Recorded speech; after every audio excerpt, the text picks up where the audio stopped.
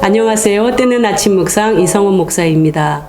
요즘 날씨가 많이 쌀쌀해졌어요. 여러분 밖에 나가실 때 아유 괜찮겠지 하고 그냥 나가지 마시고 따스한 옷 챙겨서 나가시고요. 이왕이면 차가운 음료보다는 따스한 차를 마시면 훨씬 몸과 마음이 따스해지고 여유로워질 것 같습니다. 오늘도 우리 뜨아를 찾아와 주신 우리 뜨아 가족 여러분 사랑하고 축복합니다. 오늘 하루 여러분의 삶에 하나님의 말씀이 충만하고 그 은혜가 충만하기를 축복합니다. 함께 나눌 말씀은요. 창세기 13장 8절에서 9절 말씀입니다. 우리 함께 말씀을 보시겠습니다. 아브람이 롯에게 이르되 우리는 한 친족이라 나나 너나 내 목자나 내 목자나 서로 다투게 하지 말자. 내 앞에 온 땅이 있지 아니하냐. 나를 떠나가라. 내가 좌하면 나는 우하고 내가 우하면 나는 좌하리라. 아멘. 아브람과 롯 사이의 문제는요. 땅이 좁아서 생기는 문제였어요. 가축은 많은데 그 좁은 땅에서 이 가축들을 먹이려다 보니까 땅 싸움이 일어나는 거예요. 자리 싸움이 일어나는 거죠. 그래서 싸우고 서로 어려운 상황이 생기니까 아브람이 제안을 하는 거예요. 우리 그러지 말자. 그냥 각각 자기의 땅에서 좀 살아보자. 네가 먼저 선택을 해라.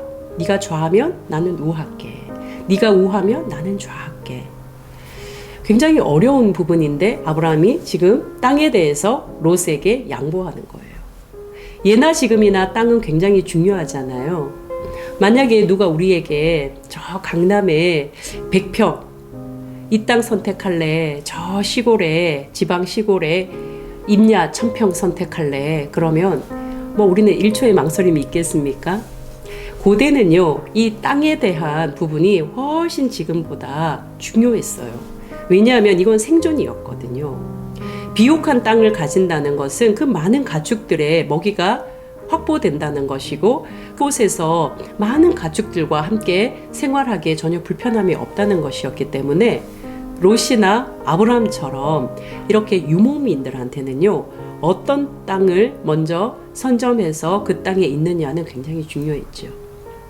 오늘 제가 여러분들과 함께 뜨아에서 함께 묵상해 볼 말씀은요, 바로 선택입니다. 그리스도인의 선택. 우리는 살아가면서 정말 사소한 것으로부터 중대한 것까지 많은 선택을 하면서 살아가잖아요. 오늘 점심에 뭐 먹지? 이런 생각부터 평생 살아가는 배우자 어떤 사람을 만나야 되지? 이런 선택에까지요. 많은 선택을 무한 반복하면서 우리가 살아가는데 이런 선택을 할 때마다 우리의 마음에는 내적인 갈등이 일어나요. 이게 좋을까? 저게 좋을까?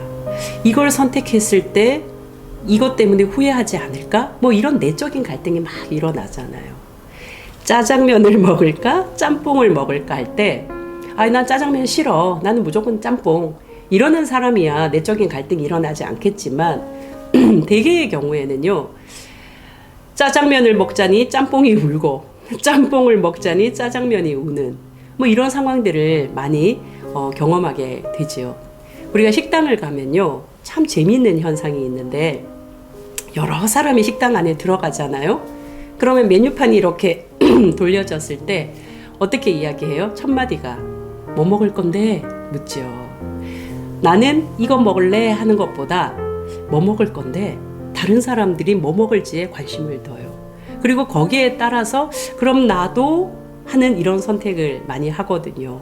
심지어는 종업원을 막 불러요. 사람들은 뭘 좋아하나요? 뭘 많이 시키나요? 비교적 많은 사람들이 선택하는 것에 나도 선택하려고 해요. 왜 그럴까?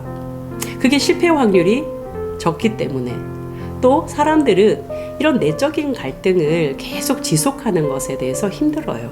그러니까 그 내적인 갈등을 빨리 종식시키고 싶고 이왕이면 실패 확률이 적은 것을 나도 선택하려고 하는 그런 마음 때문이죠.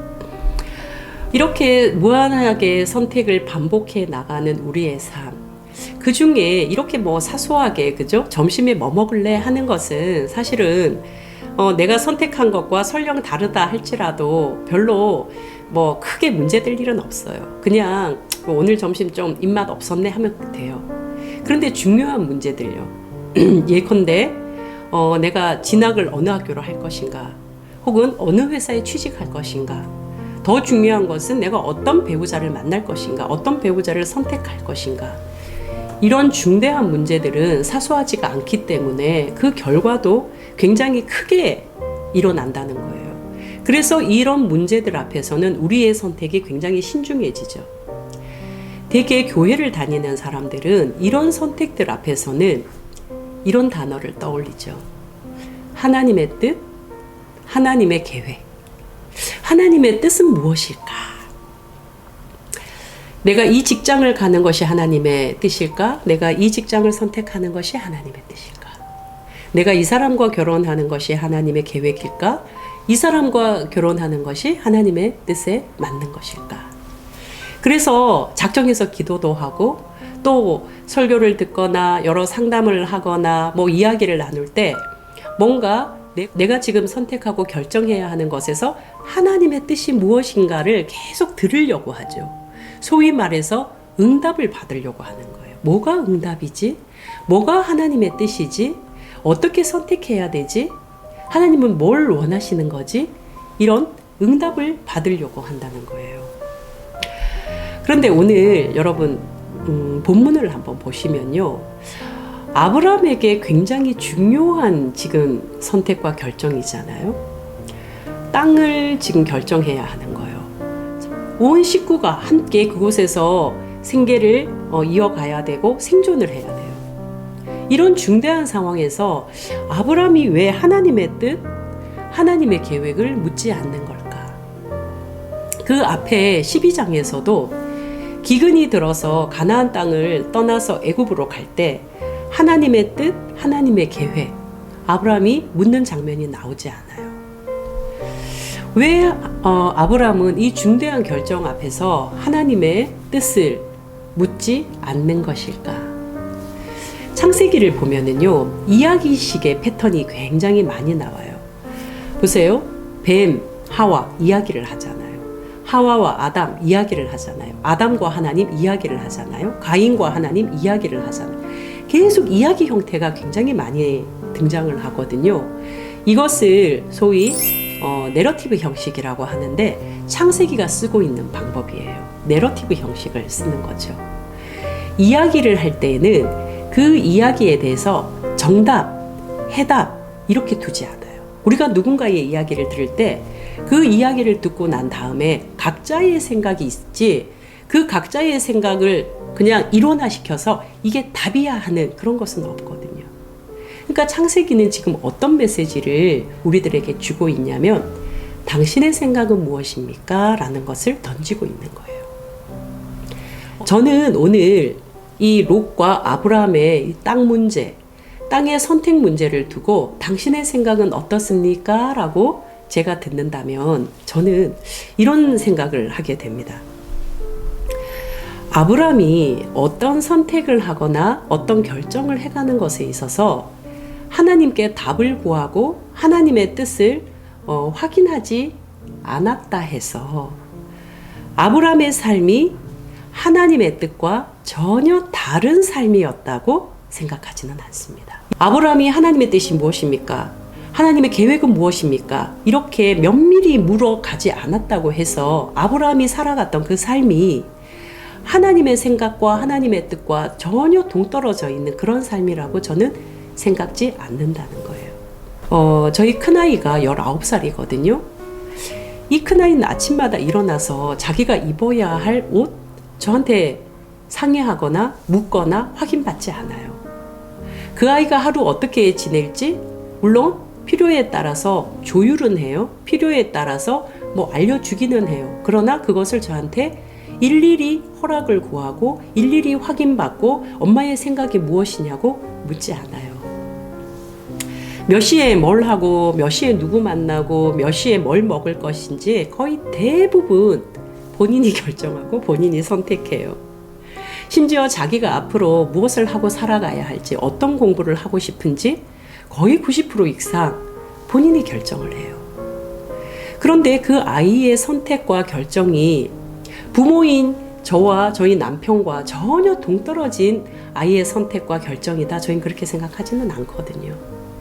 오히려 자기의 삶을 19살이 되어서 고민하고 생각하고 선택하고 결정하는 그 모습이 대견스럽기도 하고 고맙기도 하고 그렇거든요. 그리고 어떤 부분에서 조율이 필요할 때 조율만 할 뿐이지 일일이 이 아이가 어떤 스케줄을 따라 살아가고 어떤 생각을 하고 어떤 마음을 먹고 어떤 선택을 해야 하고 어떤 결정을 해야 하는지 저한테 묻지 않는 것이 너무나 자연스럽게 느껴지는 것이죠. 반면에 저희 막내는 7살이에요.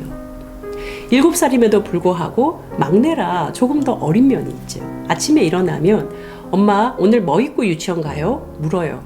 그러면 오늘은 날씨가 이러니까 요거 입으면 좋겠다. 그거 입고 가거든요. 엄마 오늘 나 TV 한 30분만 봐도 돼요? 허락 받거든요. 그러면 엄마가 허락해 주는 대로 TV 틀어서 보거든요. 자기가 하고 싶은 거 일일이 엄마한테 물어보고 확인받는단 말이죠. 왜 그럴까요?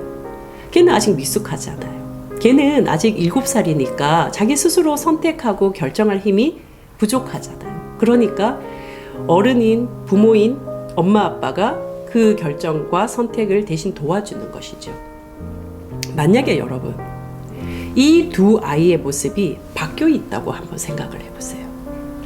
19살인데 일일이 무엇을 입고 무엇을 먹고 누구를 만나고 몇 시에 뭘 해야 되는지를 확인받고 묻는다고 생각해보세요. 반대로 7살인 아이가 자기 마음대로 무언가를 다 선택하고 결정한다고 생각해보세요. 이거 뭔가 문제 있다고 생각되잖아요. 19살 된 아이가 일일이 자기의 행동 하나하나를 부모인 저에게 묻는다고 생각하면 저는 굉장히 심각할 것 같거든요. 이 아이 데리고 병원에 가서 상담 받아야 될 것 같고 치료 받아야 될 것 같다고 생각하거든요. 이것을 성숙하다, 이것을 굉장히 나와 친밀한 관계를 가지고 있다, 저는 그렇게 생각 들지 않는다는 거죠. 사사건건 우리가 하나님의 뜻을 묻고 사사건건 하나님의 계획을 따져 묻는다는 것, 그것이 과연 신앙의 성숙함일까? 그것이 과연 하나님이 원하시는 것일까? 우리는 왜 그러지 않으면 불안한 마음이 들까? 저는 여러분들께 불안해하지 않아도 괜찮다 말씀드리고 싶은 거예요. 다만 하나님의 뜻은 어떻게 알아가는가 할 때 우리가 성경을 읽잖아요. 그리고 성경을 알아가면서 자연스럽게 하나님을 이해하게 되는 거예요. 예를 들면 하나님은 인간에게 어떻게 다가오시는 분이신지 성경을 읽으면서 이해하게 되고요. 하나님은 우리에게 어떤 삶을 살기를 원하시는지 성경을 읽으면서 알아가게 되는 것이죠. 그렇게 하나하나씩 이해해 가다 보면 하나님이 좋아하시는 모습은 이런 모습이구나 우리가 알게 되고요. 하나님은 이렇게 살아가는 것을 기뻐하시는구나 우리가 깨닫게 되는 것이죠. 그렇게 알게 된 것을 어떻게 하나요? 내 삶에 자연스럽게 적용하고 실천해 가는 거예요. 여러분, 하나님이 우리에게 이성을 주셨잖아요. 이성을 주시고 감각을 주셨어요. 그냥 주신 게 아니에요. 생각하라고 이성을 주신 거고 느끼라고 잘 판단하라고 감각을 주셨단 말이에요. 그러면 생각하고 생각한 대로 우리는 판단을 해야 하는 것이고 판단해 본 대로 그것이 잘된 것인가 괜찮은 것인가 검증을 해봐야 되는 것이고요. 또 그렇게 하면서 자연스럽게 어떻게 돼요? 나의 생각과 하나님의 생각을 맞추어 가는 거예요. 10절에 보면 롯이 요단 지역을 쭉 둘러보니까 환상적인 땅이었다 하는 내용이 나와요. 아브라함에게는 여러분 그게 안 보였을까요? 아브라함도 사람인데 당연히 보였겠죠. 그런데 아브라함은 하나님을 경험하고 하나님을 알고 하나님을 이해한 마음으로 어떤 생각을 가졌을까? 하나님의 마음은 내 욕망을 따라 선택하는 것이 아니야 라고 아브라함은 생각했다는 거예요. 그래서 그 순간 양보해낼 수 있는 힘이 있었다는 거예요. 여러분, 이것이 롯과 아브라함의 한 끗 차이가 아닐까 싶은 겁니다. 그것이 또한 아브라함이 하나님께서 아브라함을 불러내신 의와 공도를 실천하는 모습이 아니었을까 싶은 거예요.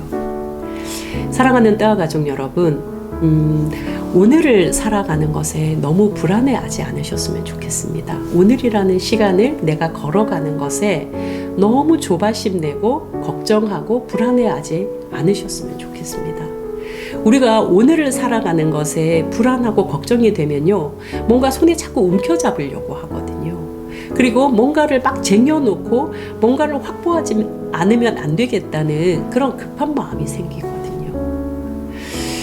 매진 임박 그러잖아요. 이 매진 임박 솔드아웃은요, 홈쇼핑 상술 문구예요. 우리 인생에 하나님이 지키시는 우리의 삶에 매진 임박 솔드아웃은 없습니다. 왜냐하면 하나님이 무한한 능력의 하나님이시고 하나님이 무한히 풍성하신 하나님이시고 하나님이 그 무한한 능력과 풍성함으로 우리를 지키시고 우리의 삶을 인도해 주실 것이기 때문입니다. 오늘 이 하루는요, 우리의 삶에 넉넉하고 풍요롭게 부어주시는 하나님을 생각하시면서요, 내 것을 챙기기보다 다른 이의 것을 조금 챙겨주는 그런 귀한 하루가 되셨으면 좋겠습니다. 사랑하는 우리 따와 가족 모두의 삶에 하나님의 풍성함과 여유로우심이 오늘 하루 충만하게 임하시기를 주님의 이름으로 축복합니다. 기도하시겠습니다. 하나님 아버지, 새 하루를 맞았습니다.